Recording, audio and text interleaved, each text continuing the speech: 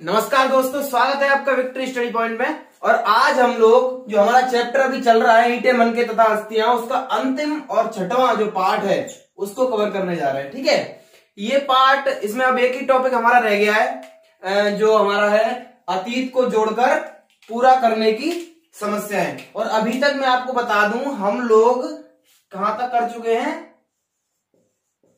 सभ्यता की खोज, यहां तक हम लोगों ने पूरा कर लिया है। आपको उसको एक बार रिकॉल कर लीजिए कि अलेक्जेंडर कनिंघम और उसके बाद में जॉन मार्शल और आर.एम. व्हीलर, इनके बारे में हम लोग पढ़ चुके हैं। राखालदास बनर्जी जी, ठीक है, जो थे हमारे, और दयाराम साहनी, जिनके बारे में हमने अध्ययन किया किस प्रकार उन्होंने सभ्यता की खोज की। और अब हम बात करेंगे कि ये जो सभ्यता थी, इसको खोजने में जो समस्याएं इनको आई आर्कियोलॉजिस्ट को, वो क्या थी। देखिए, किसी भी चीज की या किसी भी सभ्यता की, किसी भी सिविलाइजेशन की, किसी भी टॉपिक के बारे में खोज करने के लिए सबसे इंपॉर्टेंट जो चीज होती है वो होती है उसके क्या? लिखित साक्ष्य। जो भी लिखित साक्ष्य मिलते हैं उनको हम क्या करते हैं? उनको हम पढ़ते हैं, और पढ़ने के बाद में हम उन नतीजों पर पहुंचते हैं जिनसे हम उसकी धार्मिक, ठीक है, आर्थिक और जो भी राजनीतिक, जो भी उनकी नीतियां या उनका कुछ भी जो भी ऐसा रहा है, उसके बारे में हम किससे जानते हैं? लिखित साक्ष्यों से। लेकिन हड़प्पा सभ्यता के मामले में ये बिल्कुल उल्टा हुआ करता था। अब भाई, हड़प्पा सभ्यता के मामले में ये उल्टा था, तो उल्टा क्यों था? हड़प्पा सभ्यता के मामले में ये उल्टा इसलिए था क्योंकि यहां की लिपि से हमें कोई भी मदद नहीं मिलती है। कोई भी मदद नहीं मिलती। मदद क्यों नहीं मिलती है? मदद इसलिए नहीं मिलती है क्योंकि ये लिपि अभी तक क्या है? अनडेसिफर्ड है। ठीक है, अनडेसिफर्ड का मतलब है ये लिपि अभी तक पढ़ी नहीं गई। अब जब पढ़ी नहीं गई तो हम लोग उसमें जो भी लिखा है, क्या लिखा है, किस लिए लिखा है, ठीक है, किस पर्पज से लिखा है, उसको हम लोग जानने में क्या रहेंगे? नाकाम रहेंगे। ठीक है, तो लिपि से हमें कोई मदद नहीं मिली, और उसके बाद में जो मदद मिली, हमने जितना भी हड़प्पा सभ्यता के बारे में पढ़ा, जो भी पढ़ा, वो जानकारी हमें कहां से मिली? उस जानकारी के केवल दो कुछ एक स्रोत हैं, जैसे भौतिक साक्ष्यों की मदद से। ठीक है, भौतिक साक्ष्य। अब सर, भौतिक साक्ष्य क्या है? भौतिक साक्ष्य गुरु वही है क्या? मन के, जो भौतिक रूप से मिले हैं वहां पर, क्या? जो चमड़ा मिला है, जो पत्थर मिले हैं, जो क्या मिले हैं? मृदभांड मिले हैं। ओके, और जो क्या मिला है? स्नानागार। ठीक है, इस प्रकार का जो भी मटेरियल मिला है वो सब क्या है? भौतिक साक्ष्य हैं, जिनसे हम पता लगा पाते हैं कि हड़प्पा सभ्यता क्या थी, किस प्रकार की थी। ठीक है, ये सारे उनसे पता चल जाता है हमें, जो भी पता चलता है वो। उसके बाद हम लोग क्या करते हैं? ये जो थोड़ा सा जान लेते हैं कि ये जो चीजें हुआ करती थी, इसमें क्या होता था? जो किसी भी काम की वस्तु नहीं है, ठीक है, उसको क्या करते थे? उसको तो सीधा छोड़ देंगे, त्याग देंगे। लेकिन अगर ऐसा है कि किसी वस्तु से अगर उसका क्या करके पुनः चक्रण करके यदि उससे कोई नई वस्तु बनाई जा सकती है तो उससे वो नई वस्तु बना लेते थे। अगर नई वस्तु बन गई तो जो पहले वाली जो वस्तु थी, जो भी थी एक्स बाई जेड, जो भी एक्स मान लीजिए, जो भी थी, वो वस्तु अब कहाँ गई? वो वस्तु अब नहीं रहेगी। उसका क्या नहीं रहा? उसका अस्तित्व अब नहीं रहा। ठीक है, तो इसमें कुछ इस प्रकार की खामियां भी थी। और कुछ जो महंगी वस्तुएं हुआ करती थी वो कैसे मिली हैं? या तो खो गई, या कहीं पर गुम गई, या कुछ भी ऐसा मान लीजिए, तो वो मिली हैं। ठीक है, अब बात करते हैं कि इन खोजों का वर्गीकरण किस प्रकार से किया गया है। जो भी खोज हुई, ठीक है।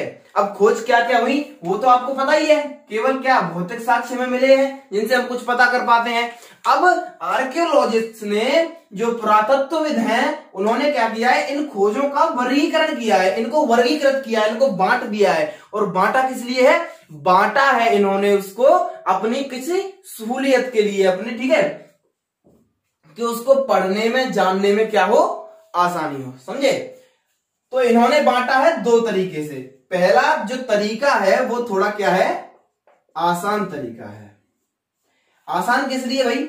आसान इसलिए है क्योंकि ये बांटा गया है किस पर, जो वस्तु वे उस को बनाने के लिए उपयोग करते हैं, ठीक है, जो पदार्थ उपयोग करते हैं वो बनाने के लिए, जो वस्तु बनाई जा रही है उसको बनाने के लिए जिस पदार्थ का उपयोग किया गया, एक तो उसके आधार पर बांट दिया। अब पदार्थ क्या क्या उपयोग किए जाते हैं? पदार्थ उपयोग जो किए जाते हैं वो थे क्या, उस समय उपयोग होता था, तो पत्थर होता था, जानते हैं आप लोग, पत्थर होता था, और क्या होता था, तांबा होता था, ठीक है, और सोना हो रहा है, और मिट्टी भी हो रही है, और कपड़ा भी है, और कांसा भी है।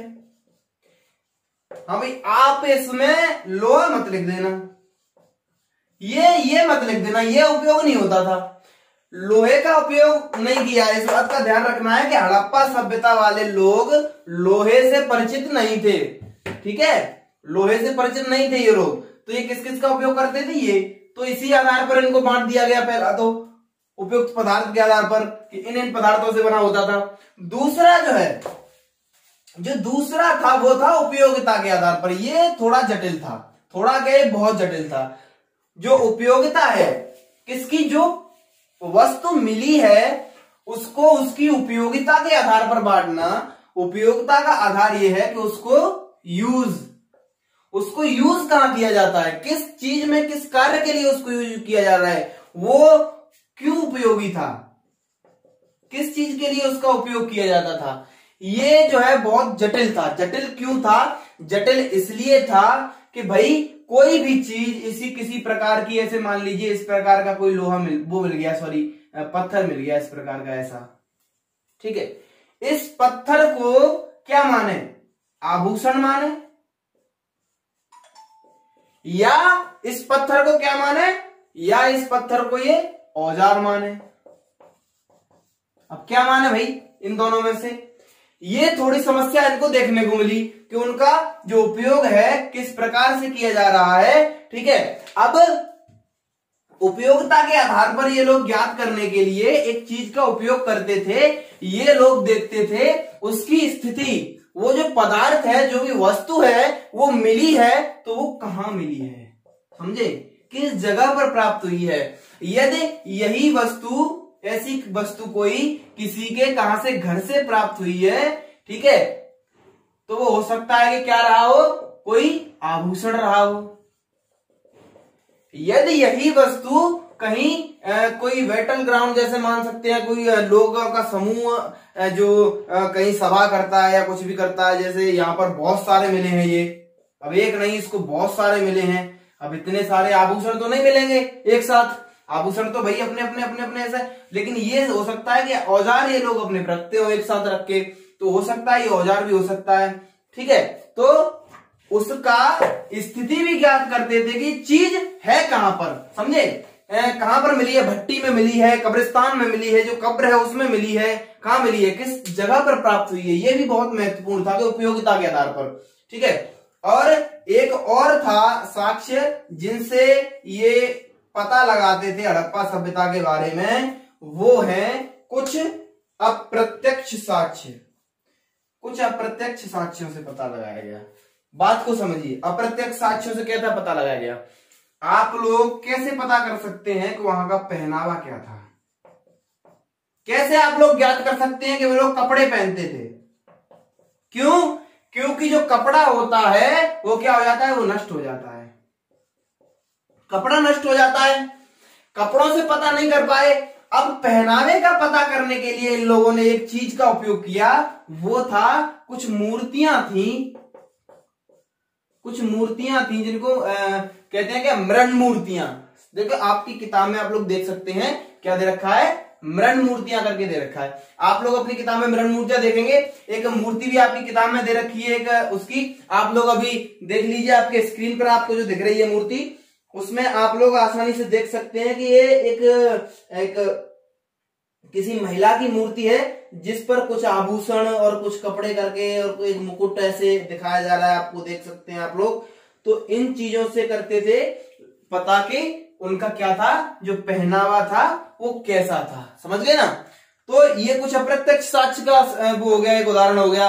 ये तो कुछ अप्रत्यक्ष साक्ष्य थे, और कुछ उपयोगिता के आधार पर, कुछ उनका जो प्रयुक्त उनका जो पदार्थ है उसके आधार पर, इन चीजों से उन लोगों ने पता किया कि कैसे जो हड़प्पा सभ्यता थी सर्वाइव कर रही थी। ठीक है, ये हो गया। अगला जो हमारा है वो है क्या, व्याख्या की समस्याएं। अब व्याख्या की समस्या में क्या था, जो कुछ धार्मिक कुछ वस्तुएं इस प्रकार की मिली जिनको जानने में या जिनकी उपयोगिता को जानने में या जिनकी व्याख्या करने में आर्कियोलॉजिस्ट को बड़ी परेशानी हो रही थी।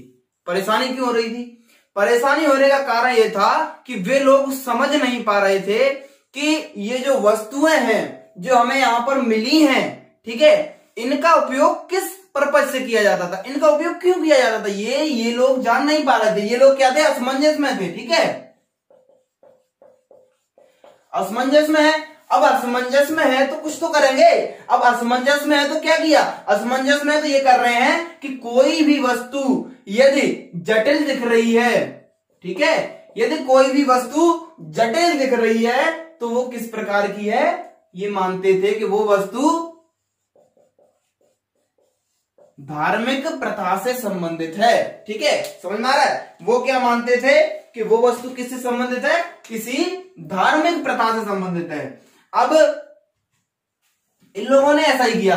ठीक है, कुछ जो वस्तुएं इनको मिली, एक जो मातृ देवी की एक तस्वीर आपकी किताब में दे रखी है, आप लोग अभी इसको मैप में भी देख सकते हैं, उस पर आपके स्क्रीन पे देख सकते हैं कहां पर आपको दिख रही है, किस प्रकार की है, और आप अपनी बुक में भी देख सकते हैं। ये जो इसको बोलते थे मातृ देवी, ठीक है, ये अभी तक क्लियर नहीं है, इस चीज को ध्यान रखिए, क्लियर नहीं है कि ये किसी पूजा के लिए ही यूज की जाती थी, समझ गए? क्लियर नहीं है, लेकिन आर्कियोलॉजिस्ट ऐसा मानते हैं कि ये कौन थी, ये मातृ देवी हुआ करती थी उनकी, और ये लोग क्या करते थे, इसकी पूजा किया करते थे। आप लोग देख सकते हैं कि ये कैसी है, ये आभूषणों से लदी हुई है, मिट्टी के उसी प्रकार के उस पर मानकीकृत जो करके की गई है उस पर, और आप उसके सिर पर एक मुकुट भी देख सकते हैं, कुछ इस प्रकार का, ऐसे ऐसे करके कुछ मुकुट है, ऐसे है ना, इसी प्रकार से ना आप देख सकते हैं उस पर, फिर ऐसे कुछ मुंह वगैरह से, फिर समझ रहे हैं? तो अब ऐसे मुकुट है। अब मुकुट किसका किस चीज का आपको दिखाता है? मुकुट दिखाता है कि ये क्या है, आपका प्रतिष्ठित व्यक्ति है, समझ रहे हैं? प्रतिष्ठित व्यक्ति। तो इसी प्रकार से कुछ अनुमान लगाया गया कि ये कौन हुआ करती थी, एक मातृ देवी हुआ करती थी, जिसकी क्या होती है, पूजा होती है, समझ गए? अब एक कुछ दिखाए गए हैं, जैसे मुद्रा में बैठे हैं, योग की मुद्रा में, और एक हाथ घुटने पर रखे हुए हैं, कुछ इस प्रकार के लोगों को उसमें दिखाया गया है। और ऐसी एक मुद्रा में किसको दिखाया गया है, आपको पुरोहित राजा को दिखाया गया है, पुरोहित राजा को देख सकते हैं आप। अब ये इनको इसमें भी थोड़ा सा डाउट यहां पर ये है कि क्या पुरोहित राजा की पूजा की जाती थी, समझ गए, या पुरोहित राजा पूजा करवाते थे, या ये इन दोनों से हटकर कोई तीसरा अन्य कार्य करते थे, समझ गए? अब ये लोग क्या है, असमंजस में, इन्होंने इसको भी धार्मिक में डाल दिया। मतलब कहने का ये, जो भी वस्तु, किसी भी वस्तु का अगर ऐसा लग रहा है कि इसका उपयोग हम लोग नहीं जान पा रहे हैं, ये उपयोग किसमें की जाती होगी, सीधा भैया एक ही है, कहीं भी छोड़ो, कुछ नहीं है, डाल दो, कहां डाल दो, सीधा डाल दो धार्मिक, धार्मिक में डाल दिया। जी हाँ, धार्मिक में डाल दिया सबको। तीसरा, विशाल स्नानागार, विशाल स्नानागार, बड़ा स्नानागार आपने देखा, उपयोगिता इतना पता नहीं कि किस लिए उपयोग किया जाता था, तो क्या किया, किसमें डाल दिया, किसी धार्मिक क्या अनुष्ठानिक स्नान। अनुष्ठानिक स्नान के लिए इसका क्या किया जाता था, उपयोग किया जाता था, समझे। अब कालीबंगन और लोथल में कुछ वेदियां मिली हैं, समझे, कुछ वेदियां प्राप्त हुई हैं जिनका इनको ये नहीं पता कि वेदियां किस चीज के लिए उपयोग की जा रही हैं, तो क्या किया, इनको भी कहां डाल दिया, धार्मिक में डाल दिया गया। अब कुछ मोहरों पर चित्र प्राप्त हुए। अब मोहरों पर जो चित्र प्राप्त हुए उनका क्लियरली ये नहीं पता कि वो क्या है, जैसे कुछ पेड़ पौधों के हुए, संभवतः मान लिया गया कि ये पेड़ पौधों की क्या होती थी, पूजा अर्चना या कुछ इस प्रकार का किया जाता था, ठीक है। तो 5 पॉइंट्स ये हुए किसके, व्याख्या की समस्याओं के 5 पॉइंट्स हुए। और इसमें कुछ पॉइंट्स आपके एनसीईआरटी में और दे रखे हैं, जैसे एक है 6वां पॉइंट जो है वो है आद्य शिव, आद्य शिव, ठीक है। और एक और 7वां दे रखा है वो क्या है, लिंग या पासे, समझ गए, ये और दे रखे हैं। तो अब इनमें भी क्या है, इनमें यह है कि जो आद्य शिव हैं वो आप लोग देख सकते हैं, आपकी बुक में आप लोग देखिए एक चित्र दिया हुआ है, एक मुहर दी हुई है ऐसे, जिसमें एक दिखाया गया है ऐसे कुछ उस मुद्रा में है। आप लोग अभी अपने उस पर देख सकते हैं, स्क्रीन पर आपको क्लियर चित्र जो दिख रहा है उसमें आप लोग देख सकते हैं कि सींग जो बने हुए हैं, आप देखिए उसके उस पे सर पे 2 और अपने हाथ घुटनों पर रखे हुए हैं, इसको उपाधि दी गई आद्य शिव की, ठीक है। और एक और था इसके अलावा, एक 8वां हुआ करता, एक 8वां है, क्या है, एक श्रृंगी बैल, समझे, एक श्रृंगी बैल ये है। तो आद्य शिव मानते थे। अब आप लोग अगर हम लोग थोड़ा सा उसमें जाएं, अगर इससे थोड़ा सा आगे आए, कहां पर, वैदिक काल में, तो जो ऋग्वेद है, ऋग्वेद में जो, अब हम लोग ऐसा मान लेते हैं अब इसमें शिव है, ठीक है ना, तो अगर ऐसा माना जाए कि आद्य शिव किसके लिए उपयोग किया गया, शिव के लिए या भगवान के लिए, ठीक है, समझे। तो जो आपका ऋग्वेदा है, ऋग्वेदा में जो शिव हैं उनको एक नाम से पुकारा गया है, वो है रुद्र, ठीक है, केवल रुद्र नाम से तो पुकारा गया है, लेकिन आद्य शिव का ऐसा कुछ वर्णन नहीं मिलता है, और न ही उनको किसके योगी के रूप में दिखाया गया है ऋग्वेदा में। तो ऐसा मान सकते हैं या तो ये कोई कौन हुआ करते थे जिनकी उस समय वहां पर किसी की पूजा की जाती थी, ठीक है, और या ये कौन थे, या ये हुआ करते थे, ये पशुपति शिव या कुछ ऐसे करके था, या ये कौन थे, शमन, एक शब्द है शमन, स्क्रीन पर आप देखिए, जो मैंने आपकी जो एनसीईआरटी है उसी से उठा करके लगा दिया है। ऐसे क्वेश्चंस पिछली साल से पूछे जाने लगे एक नंबर के में, तो आप लोग प्लीज ऐसे सारे क्वेश्चंस को पढ़िए, जो ऐसे उसमें दे रखे हैं बॉक्स में, कुछ पिंक बॉक्स जैसा, इसमें क्या लिखा है आप लोग देख सकते हैं कि समन वे महिलाएं और पुरुष होते हैं जो जादुई तथा इलाज करने की शक्ति होने के साथ ही दूसरी दुनिया के साथ संपर्क साधने का क्या रखते हैं, सामर्थ्य रखते हैं, समझे। शमन कौन है, जो ऐसे कोई जादुई लोग हैं, समझे, इस प्रकार के जादुई लोग हैं जो दूसरी दुनिया के साथ संपर्क साधने का क्या रखते हैं, सामर्थ्य रखते हैं। तो हो सकता है ये जो आद्य शिव है उसी प्रकार का कोई शमन हुआ करता था जो कि बहुत उस समय फेमस था, ठीक है। तो इसको क्या कर दिया गया, आद्य शिव रख दिया गया, इसको वहां पर जोड़ करके इसको भी धार्मिक में ला दिया गया, समझ रहे हैं ना। और फिर लिंग या पासे, ठीक है, कुछ इस प्रकार का मैं बताता हूं आपको, कुछ इस प्रकार की कुछ हुआ करती थी, ऐसे कुछ पत्थर थे, ऐसे समझ गए, ऐसे कुछ पत्थर हुआ करते थे, इनको या तो कहते थे लिंग, या ये पासे भी हो सकते हैं, जो एक खेल होता है पासे का, उसमें लिंग मतलब ये उपयोग होते थे शिवलिंग के लिए, लिंग के रूप में क्या की जाती थी, पूजा की जाती थी। आप लोग देखिए आपके स्क्रीन पे अभी जो दिख रहा है ना, जो मैंने ये भी आपका एनसीईआरटी से उठाया, समझे, इसमें लिखा है कि लिंग उस परिष्कृत पत्थर को कहा जाता है जिसकी पूजा भगवान शिव के रूप में होती है, समझे, भगवान शिव के रूप में। तो इस प्रकार के पत्थरों को भी किस में डाल दिया गया, धार्मिक, समझे, ये भी धार्मिक बना दिए। अब एक सरंगी बैल, जी हां, सुनने में अजीब लग रहा है लेकिन नहीं, एक सींग का बैल, एक सींग वाला बैल हुआ करता था। आप लोग उसमें कुछ दिए हुए हैं ऐसे एक सींग वाले बैल के कुछ मुहरों पर चित्र हैं, अंकित हैं।